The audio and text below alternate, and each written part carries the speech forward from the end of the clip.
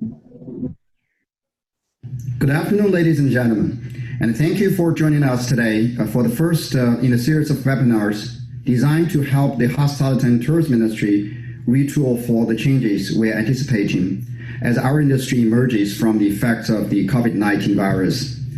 My name is Dr. Yucheng Wang, and I'm Dean of the UCF Rosen College of Hospitality Management.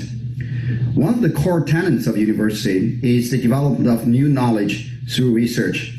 And the faculty at the UCF Rosen College of Hospitality Management are focused on producing research that informs the decisions our industry faces on a daily basis. Research starts with a question, and if participants today or your organization have a question, we can help you find an answer. Later in the presentation, we will share information about how to start this collaborative process. Today, our presenters will be sharing research and recommendations specific to independent lodging properties in the state of Florida. Should you have questions throughout the presentation, please utilize the Q&A feature in Zoom, and our moderator will field questions for the presenters at the end of the presentation. And now, I would like to invite our colleagues, Dr. Robertico Croes and Dr. Manuel Rivera, to begin the presentation. So, gentlemen, please take over.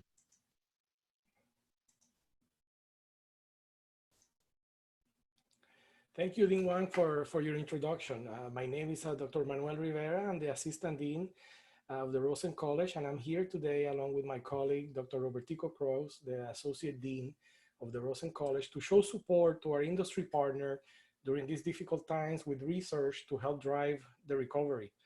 More specifically, in today's webinar, our focus is on the resilience and vulnerability of small lodging operators in Florida. Before I start the presentation, I want to quickly acknowledge Ms. Eileen Band and all the amazing people from Superior Small Lodging of Florida. They are true champions. Their support, dedication, and commitment to Florida's tourism is second to none. While you all waited for us to start, you listened to the song Renegades. I play this song as a tribute to SSL and all the small lodging operators. As Eileen said to me a while ago in one of our meetings, this song conveys their motivations and aspirations. It describes their daily struggle, captures the freedom of expression, the choices, and the journey they take as underdogs and underdogs every day. To all the small lodging operators out there, we will get better. And we recognize you're pushing through each day with great physical and mental determination. So hang in there, we're all with you. So thank you for joining.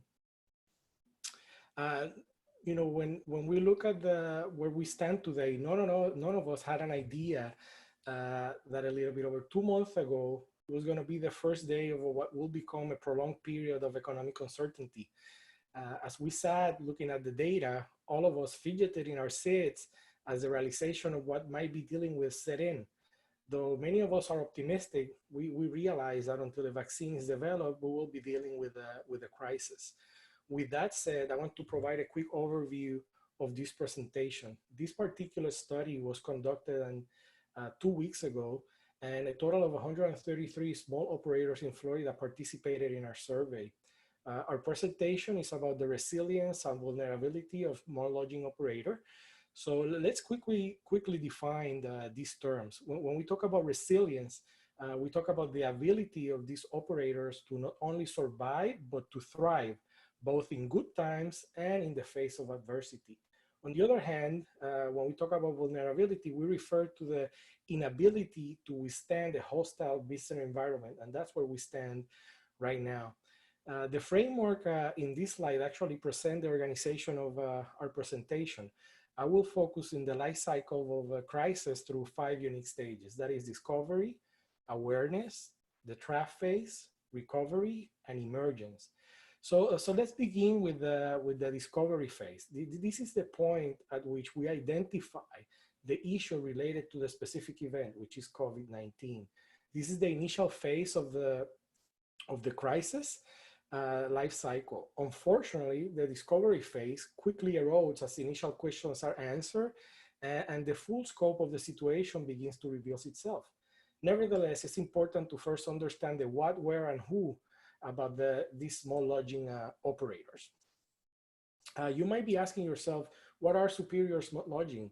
Well, these are small lodging operators that are actually inimitable. There is an experiential product very unique in the state of Florida. For years, these operators have fashioned and tendered very unique interactions with their guests. Without a doubt, their guests have a psychological connection to many of them. And this is something that really transcends commercial transactions. And it resembles more of a friendship and a family relationship. These operators are able to do this by incorporating the uniqueness of our local culture in Florida and also the enchantment of their properties.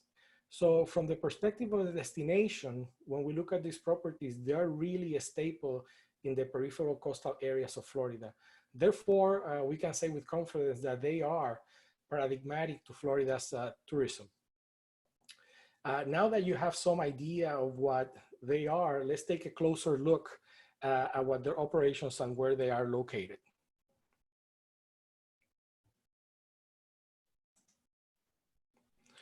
Through our research and with the support of SSL, we have identified 182 small lodging operators.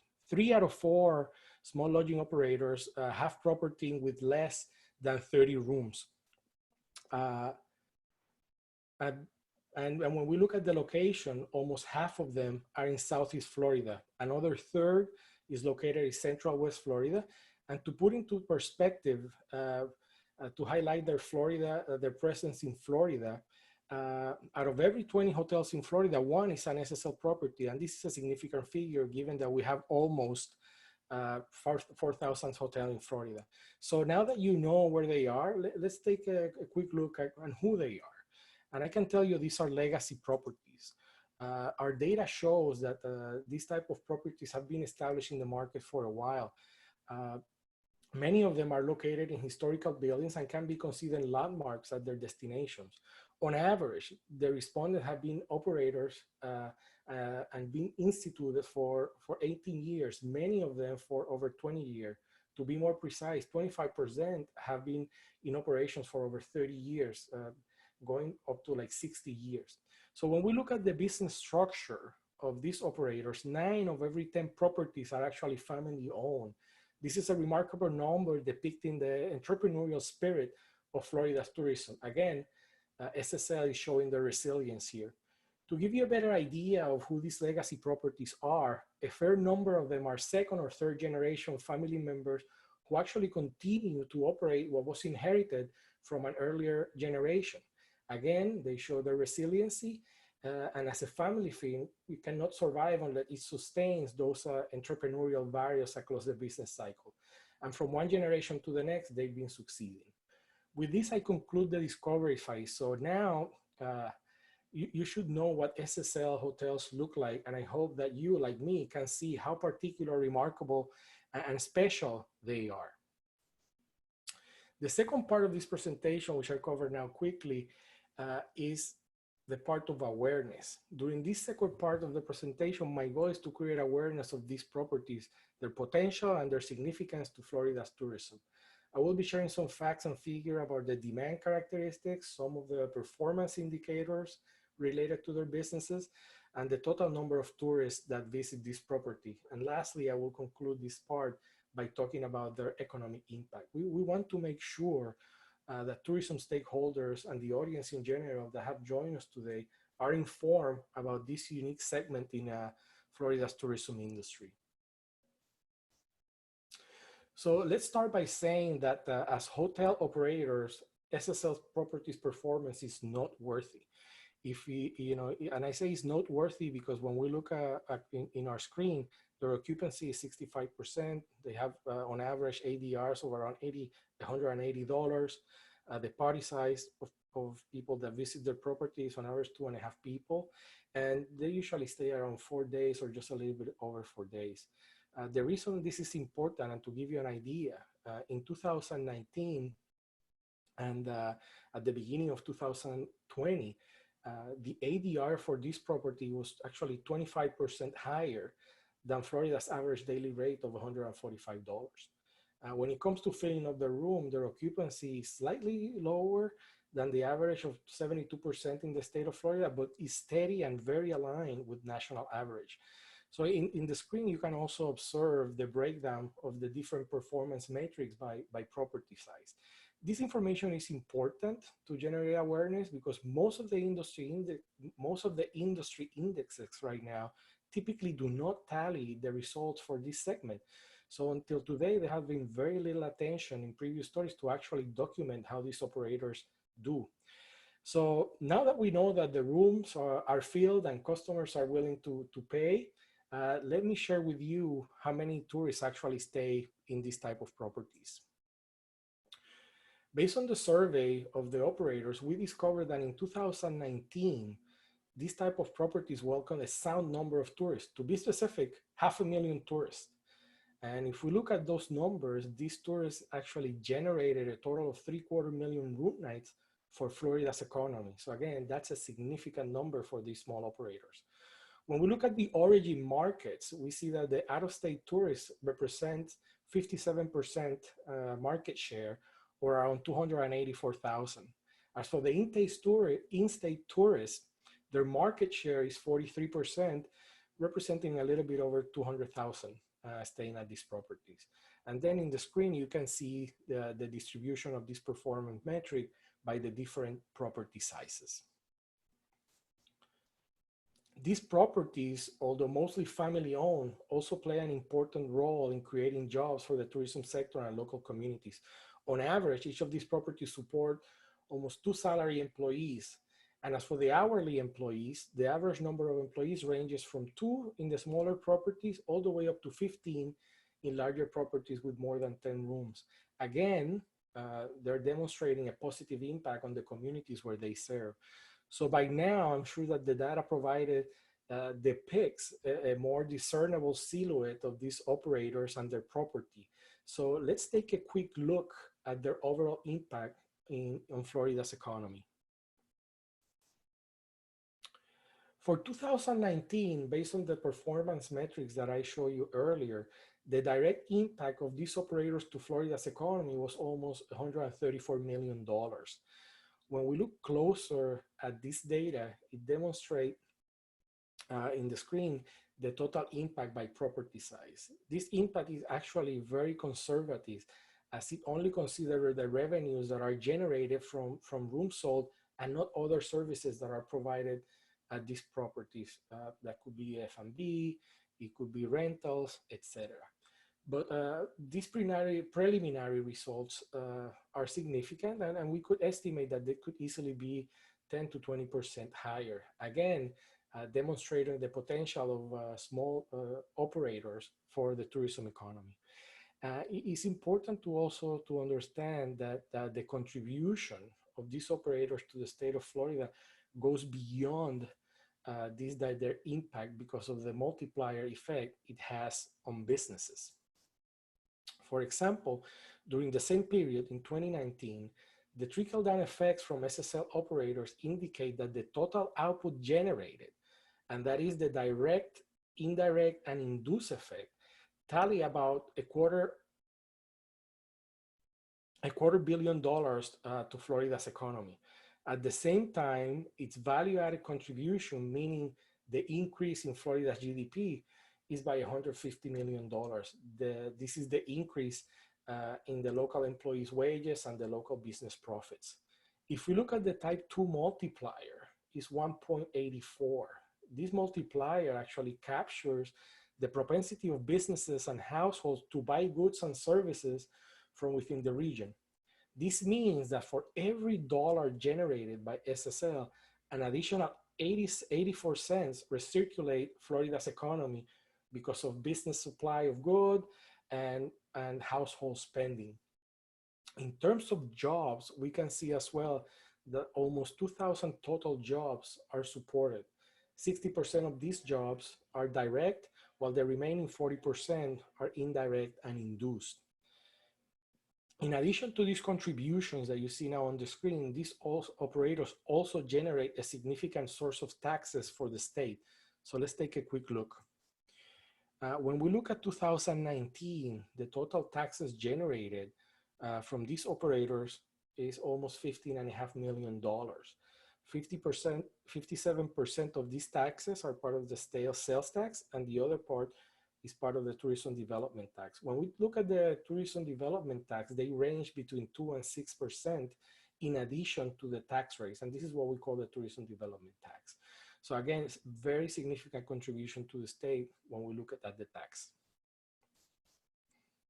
Now, by now you should be fully aware of who these small operators are. And just to reinforce, I want us to remember the following, okay? When we look at these operators, they're emblematic of Florida's tourism. On average, their total contribution is around $681,000 to Florida's economy every day. This actually translates to around $30,000 every hour. In addition, when we look for every room that is available, it has the potential of generating almost $80,000 in total economic impact. So let's not also forget their ability to generate jobs and the significant money that comes from tourist spending. So now we have a better picture and awareness of who they are. So, you know, until now, all the information that I provide to you is great. It depicts these great operators and the business that they do.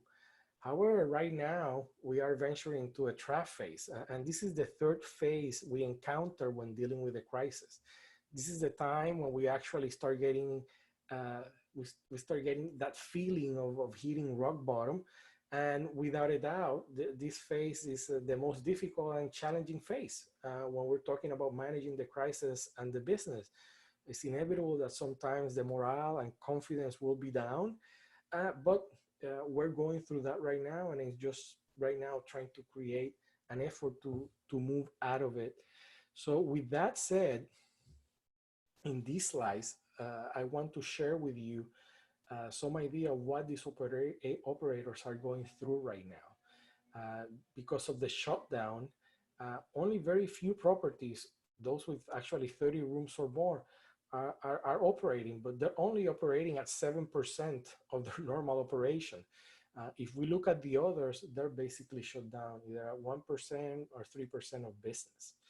When we look at this trough period phase during the shutdown, we can see that for the operators, when they think about the sense of recovery, that sense of expected recovery time seems very far away. We asked them, when do they expect their business to return to normal? And the operators indicated to us that it could easily take between 6 months to even a year, depending on the property. So we see the data on the screen.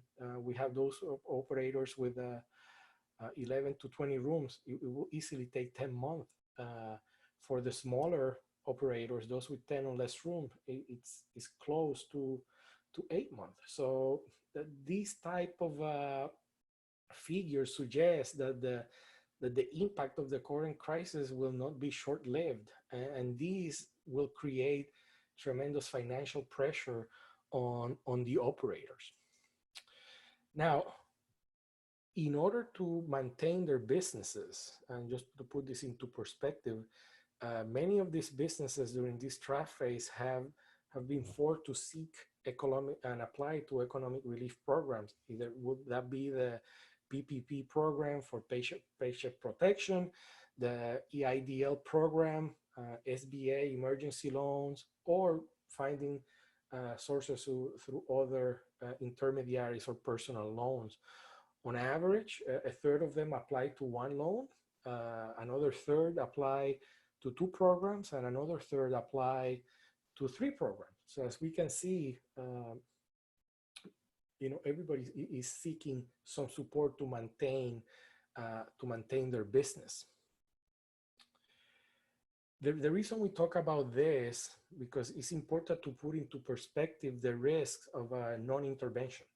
So as we can see, there's really no doubt that small lodging operators are vulnerable during this trough phase. Therefore, we ask ourselves, you know, what are the risks? You know, are the current relief programs enough? Are the small lodging operators resilient enough? How can we put into perspective a potential plan towards recovery? what type of performance metrics can serve as goals to drive strategy, and how vulnerable they are. So in order to get answers to these questions, we perform certain CVP, cost volume profit relationship analysis for the operators. We understand that the goal of every operator right now is to spring back to shape and actually experience a sense of normality and start welcoming guests. So by conducting this type of analysis, we're able to figure out what might be the minimum volume required to actually cover their operating costs. Unfortunately, the operators are facing a window of vulnerability, and some of them are defenses because of the shutdown and the safety concern issues. So when we see how vulnerable they are, we're trying to quantify here the adverse impact during this trap phase.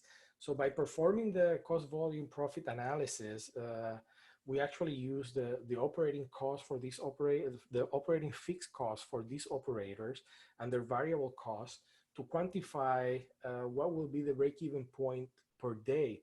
And the data that I show in the screen right now, we can observe that the break-even sales between properties actually vary significantly. And this is mainly because of the different fixed cost structures that they have. Of course, larger properties having larger fixed costs due to their size. We must remember that since these operators are currently shut down, they still have a burden of many of these costs. So when we look on a per day basis, this cost burden will range from $472 per day for the smaller properties all the way to a little bit over $3,000 per day. So now we have a better understanding of what they're going through in comparison to what they did, for example, in the previous year. Moving along from this trap phase, we want to start thinking about what are the options for recovery. And this recovery phase is the phase in which the small operators will finally begin to methodically work their way through the post issues and drive through a potential resolution and recovery. In a crisis situation, you will know you reach this phase when you begin to converge on a single path, even if it has some few holes in it. And that might be once we start opening up to see what happened in terms of demand. And we understand that consumer sentiment is very important. And then we go back until we have a vaccine, this risk will always be present. So when we're thinking about recovery, we understand that yes, safety comes first, and we are not there fully yet, but preliminary data shows that there might be some light on what the recovery might look like, and when we were able to try to put some figures together to provide some idea. In a recent study that we have access to, a panel of consumers were asked about their travel intentions by controlling for different scenarios. And this was a time variable, meaning will people go to travel immediately? Will people start traveling when there's a vaccine? Or they just completely will withdraw from traveling? And the results portray the current sentiment toward three unique travel intentions. So let's take a look. The cruise industry is actually taking a major hit. From that study that we have access, when the participants were asked how soon you will take a cruise after the stay-at-home orders are lifted and people are free to travel again, 61% of the people indicated that they will never take a cruise. Another 26% indicated that they only will take a cruise if a vaccine is available.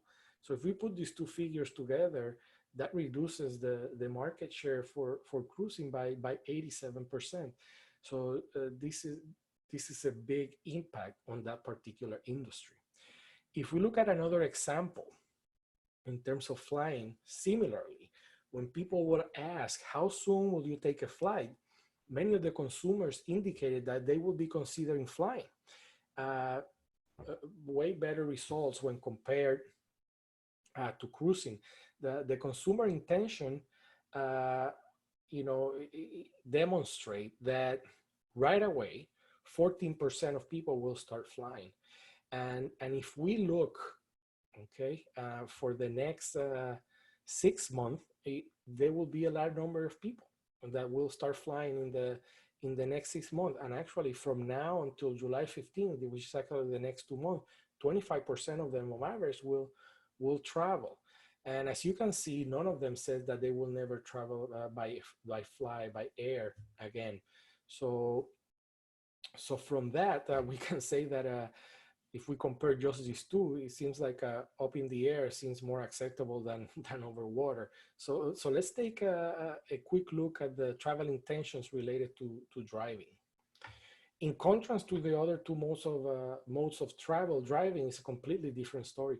A little over half of the respondents indicated that they have to travel right away as soon as the stay-at-home orders are lifted. This number is expected to increase and continue to increase over the next 6 months, even without a vaccine. And only a very small number, 4%, will await for a vaccine. So these preliminary figures about the consumer sentiment indicates that they're really considering enjoying a leisure travel, especially if it's by car. Now the question is, will they stay in a hotel? Well, again, there's some positive sign for the smaller operators, because when asked about their preference for travel, 72% of these people indicated that they will prefer a smaller boutique hotel in comparison to a larger hotel. So this shows some light at the end of the tunnel. And again, we have to understand that safety is an issue. But with this in mind, what we did, we prepared a scenario to try to capture the potential consumption in these hotel properties and see what is the potential for additional revenues to be generated. So in this slide, you can observe a performance scenario that consider the following assumptions. We already know from our data what is the expected recovery period, and operators know better their units and their clients, so they will have an idea how much this might last. When we look at the occupancy rates, we are assuming in this scenario that there will be a 50% drop in occupancy. So, for example, for properties that have 10 or less room, instead of operating at 60%, they might be operating now at 30%.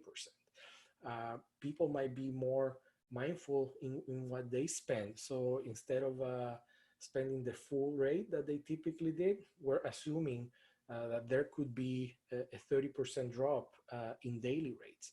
We will assume that for now, the group size will remain the same, as family cohesion most likely stay the same, but we suspect that the length of stay and the duration for the vacation might be caught. So something that typically will be around 5 days or 4.5 days, we think might drop to 2.5, maybe 3 days.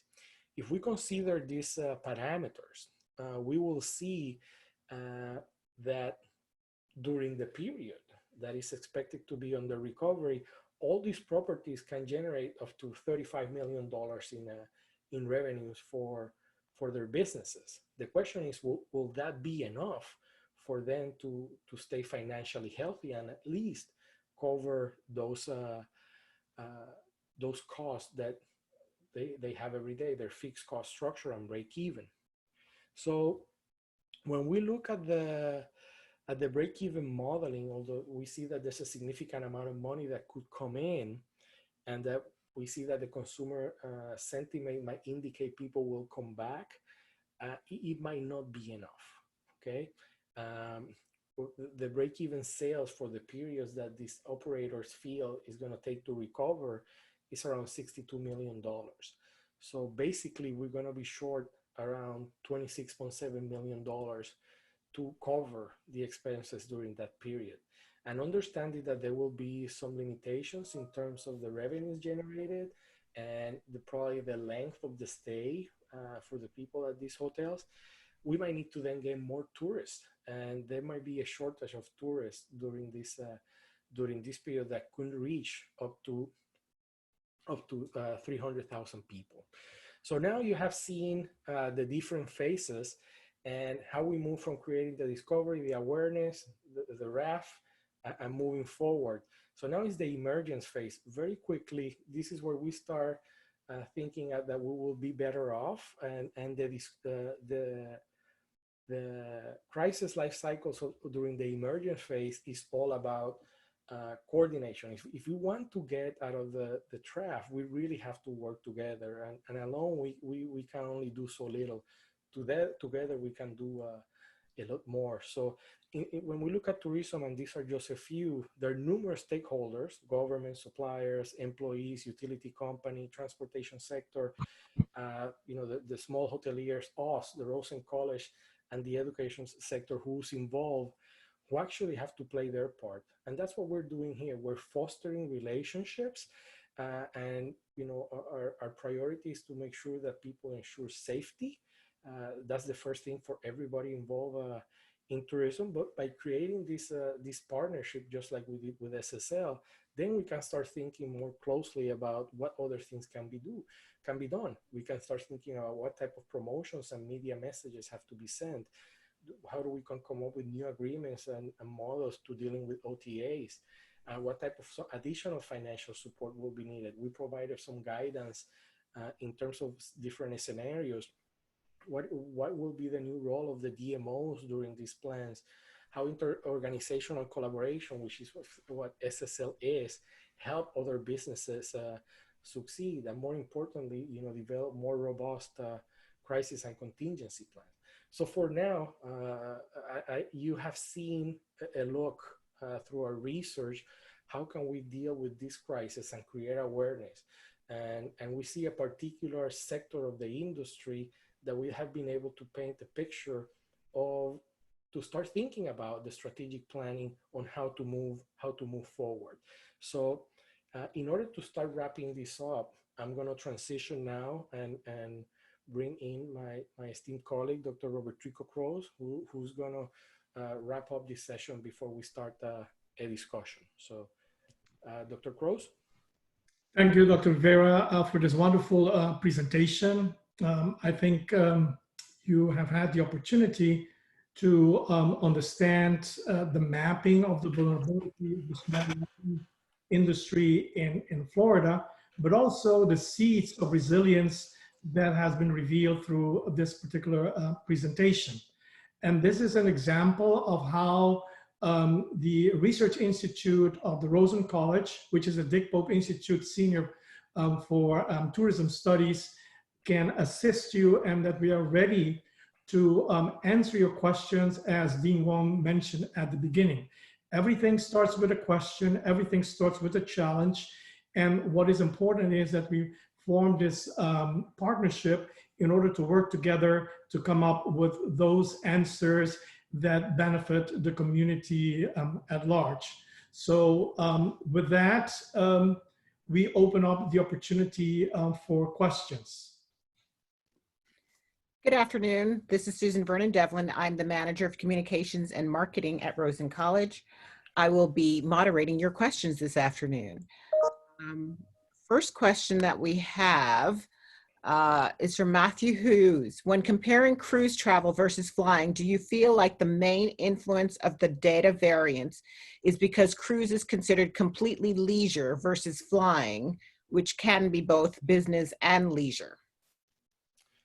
Thank you, Matthew. That's a great question. The context in which the question was asked in this particular case was for leisure.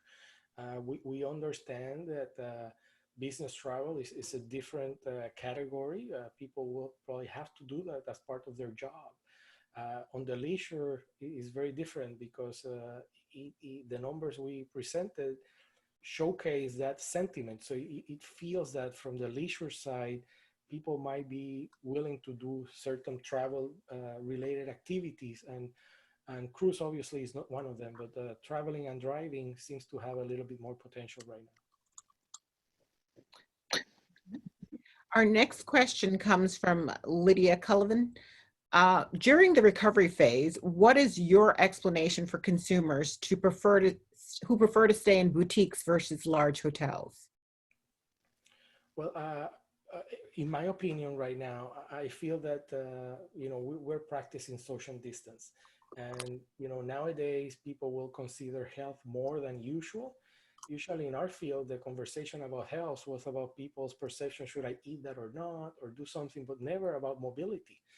Uh, so smaller properties might have an advantage in terms that they might be perceived less crowded, and people might feel safety. So that's an initial thought, but it's still early. I will defer to my colleague, Dr. Croes. He's also conducting some other research that we'll present later, and he can provide some insights on that. Thank you, Dr. Rivera. The research indicates that people is hesitant to be viewed in crowded areas. So therefore, they will look more at places with less density of people. So nature would be important. Beaches are going to be important compared to cities and so on. So every location which is a little bit distant from cities and so on will have better opportunities for leisure travel in the near future. That is what the research is telling us at this moment. Thank you, Dr. Croes. We have a question here from Dr. Gupta. Is there a difference among age groups for people about the risk they are willing to take while flying or traveling along the road? Younger people might be willing to take more risk. What has your research shown so far? The research is indicating indeed that younger people are more risk averse than, for example, boomers. So we expect that younger people, if they have the income available to use for leisure, that they're the ones that are going to travel the most compared to the boomers. The boomers are more risk averse. It is also because of the current correlation between the health situation and health risk involved for this particular group, which is the boomers. Okay, we have another question pertaining to the research. Can we extrapolate Florida results to other tourist hotspots, such as national parks or places like Hawaii? Well, we have to be a little bit careful because the sample that we use for this particular study is particularly focused on Florida.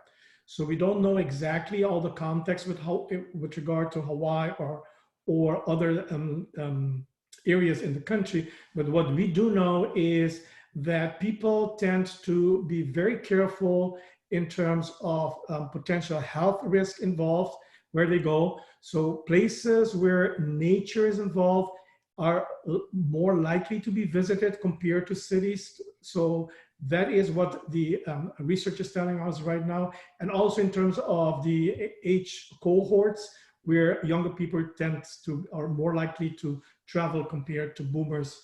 And also we know the third thing, which is important, that people will travel closer to home than further away from home at the beginning. Thank you, Dr. Croes. Dr. Rivera, we have a question asking when the survey of the small lodging owners was completed. Yeah, this survey was just completed 10 days, 12 days ago, and it was done with the support of our industry partners, especially SSL and their partners here in Florida, Florida Resort Association and different CVBs across Florida. I have another question regarding your research. Apart from the forecast, are there any ideas of what the perceptions are among hoteliers about their losing money or going bankrupt? And would the survey in future include some of this data? Yeah, thank you. I see the question from Rudy Baggio. So yeah, the results we're presenting today is the first part of our study. We have a second part of the study that we haven't finished analyzing yet.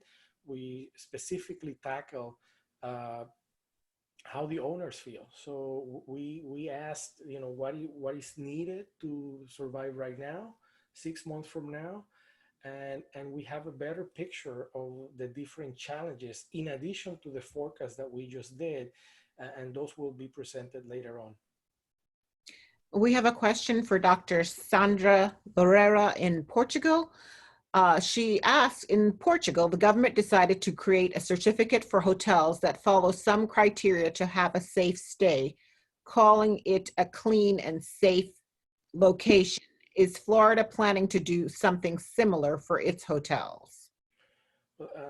Thank you, Sandra, for the question. Right now, that's what we're asking at the end of the presentation, the importance of collaboration, because when we talk about the financial impact the crisis is having on these operators, these are the kind of things that will actually have also an impact on that adversity. So I'm pretty sure, as we said, that safety will be number one, but right now it's a little bit too early for us to comment on that one. I will defer to my colleague, Dr. Croes, to see if he has any other information on that. I'm pretty sure that at some point there will be a protocol for all the suppliers in order to provide consistent surveys and service, and also a clear signal to the market that there are very high standards here in terms of ensuring safety, health safety for our customers. So that's very important, because there needs to be a balance between what is safety and also what is potentially important for customers with regard to their health expectation at the particular destination or hotel. So that is the expectation, that this will be conveyed very soon to the market. We have a question from Abu. Recognizing the heterogeneity of small business, tourism businesses, do you think there are major differences in their practices regarding the recovery period? Well, I think that in terms of operational practices, there will be a new standard of safety. So that will be across all industry sector. It will be across all lodging operators, and the consumers are going to be more demanding. So in that regards, yes, there will be some changes. We have a few of our participants asking what you think the impact of a second wave of COVID will have on the industry. Well, I want everybody to know that we are working very diligently on this, and the situation is so fluid because we are experiencing something that has never been experienced before. Traditionally, in our businesses, we look at how people will react, and I see some people asking, for example, about dropping the rates will work. And right now, some people are losing their income or being reduced. Then we have the health issue. So it's no longer a matter of income elasticity. It will be a health elasticity of demand, meaning there are many new factors that will shape the consumption behavior. And we're in the process of investigating all this. And all of these are great questions.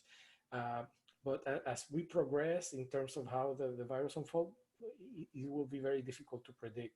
I will let my colleague Tico to comment on that one as well. Yes, I mean, I agree with you. It's very difficult to predict at this moment, but what is sure is that the industry should provide a very important signal to the market that the industry takes the safety concerns very, very seriously.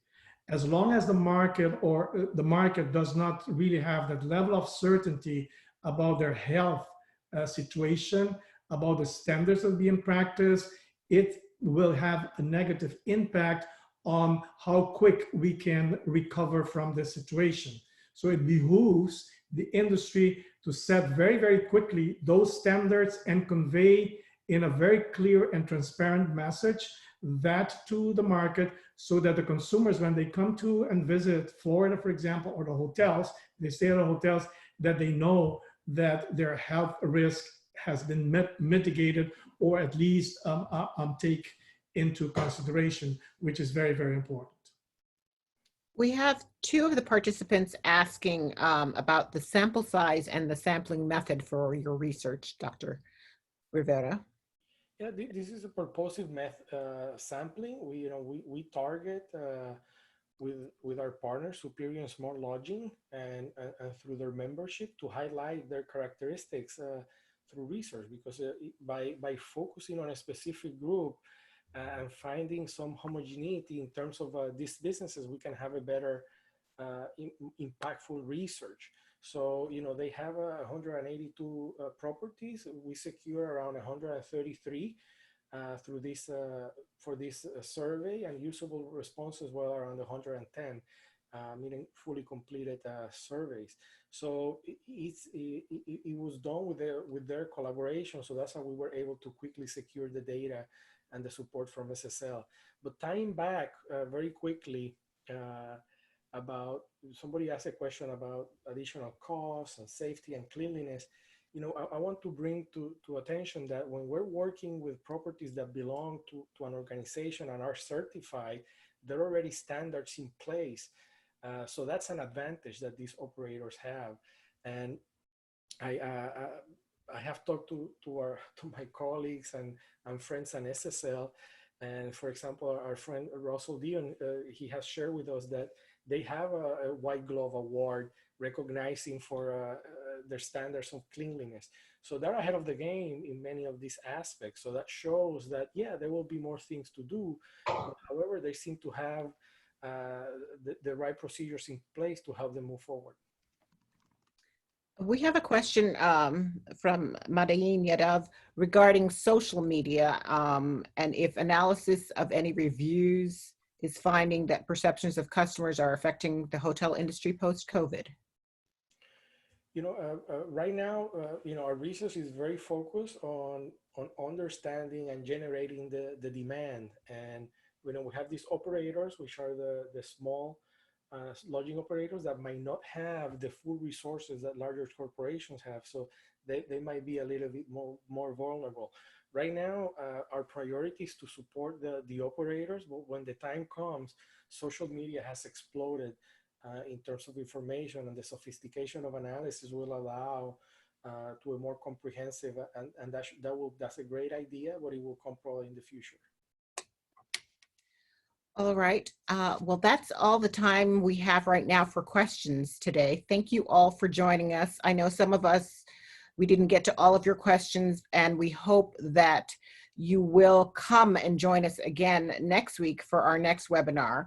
Also, if you visit our website under the Dick Pope Institute for Tourism, you will find a link to the study once you take a brief survey. Our next research webinar will be on May the 27th at 11 a.m. You will find a link for that also on our website under Research, Recovery, and Rescaling. So please do join us. Thank you, Dr. Croes and Dr. Rivera, and thank you to all our participants for joining us. We are very grateful that you are here with us, and we hope that we've been able to impart some knowledge to you and share our research, and that you'll join us again. Thank you so much. Thank you, everybody. We really appreciate the support. And again, thank you to the people from SSL, and we will be in touch soon. So thank you so much for joining. Have a great day.